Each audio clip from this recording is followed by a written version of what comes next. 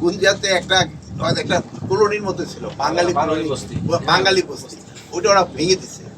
ভেঙে দেওয়ার পরেই এইটা কিন্তু শুরু হয়েছে। যারা ইউএনএসসিআর কার্ড হোল্ডার, যারা এর ভিতরে কিছু কিন্তু রোহিঙ্গা চলে আসে, এইসব রোহিঙ্গা আবার আমাদের দেশীয় ছিল, ওরাও গেছে। আবার যারা ইন্ডিয়ান রোহিঙ্গা তাদেরও পাঠায় দিচ্ছে। এই জন্য আমরা এটার প্রতিবাদ পাঠিয়েছি। তাদের জানিয়েছি আমাদের বাংলাদেশি যদি কেউ ইন্ডিয়া থেকে থাকে, আপনারা প্রপার চ্যানেলে পাঠান। প্রত্যেকটা একটা প্রপার চ্যানেল আছে, যেমন আমরাও ইন্ডিয়ান যারা বাংলাদেশে আছে তাদেরও আমরা প্রপার চ্যানেলে পাঠাই। আমরা কিন্তু কাউরে পুশিং করি না।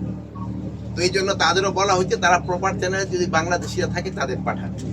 গতকালকে আপনারা দেখছেন যে সেই ব্রাহ্মণবাড়িয়া ওই সীমান্ত কিন্তু তারা পুশিংয়ের চেষ্টা করছে, বাট বিজেপির সাথে আনসার এবং জনগণের সহায়তায় তারা কিন্তু করতে পারেনি।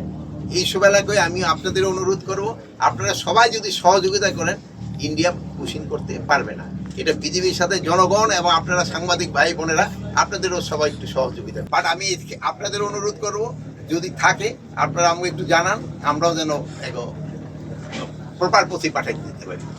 অধিকার নাই, যেহেতু তা আমার দেশের নাগরিক, তো আমার থাকতে অবৈধভাবে ইন্ডিয়ান যারা আছে তাদের আমরা এইভাবে পুষবে কেন, আমরা যে প্রপার চ্যানেল আছে ওইভাবে পাঠাবো।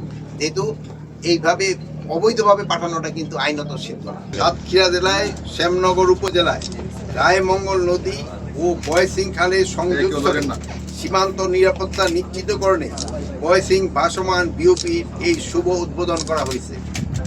বর্ডার গার্ড বাংলাদেশ কর্তৃক পরিচালিত এই বিওপি একটি অপারেশনাল প্ল্যাটফর্ম, যা জলপথে সীমান্ত এলাকায় টহল ও নজরদারি জোরদার করবে।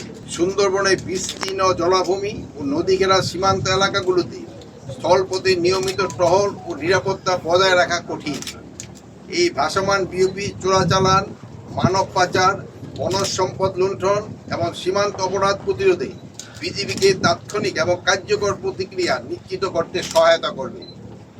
বাংলাদেশ ভারতে প্রায় 4156 কিলোমিটার সীমান্তের মধ্যে 180 কিলোমিটার নদীমাতৃক, যার মধ্যে 79 কিলোমিটার এলাকা সুন্দরবনের অন্তর্গত। পূর্বে দুইটি ভাসমান বিওপি, একটি কাঁচি কাটার অপর আরেকটি 18 বিঘিতে স্থাপন করা হয়েছে। সেই ধারাবাহিকতায় এই বয়সিং তৃতীয় ভাসমান বিওপি হিসাবে আজ উদ্বোধন করা হলো।